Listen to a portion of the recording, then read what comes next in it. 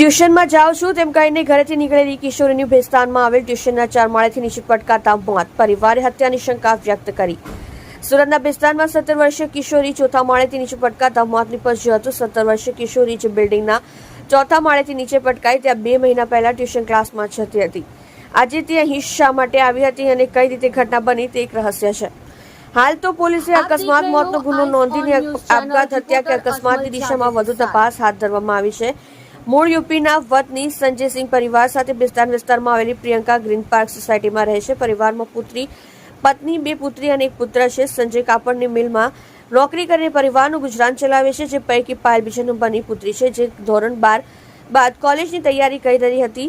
ગતરોજ બપોરે 1:30 વાગે હું ટ્યુશન જાઉં છું તેમ કહીને દીકરી પાયલ ઘરેથી નીકળી હતી. દરમિયાન તે વિસ્તારમાં આવેલા સિસ્કા પ્લાઝાના નામના બિલ્ડિંગ પર પહોંચી હતી અને ત્યાંથી ચોથા માળેથી નીચે પટકાઈને મોતને ભેટી ગઈ હતી.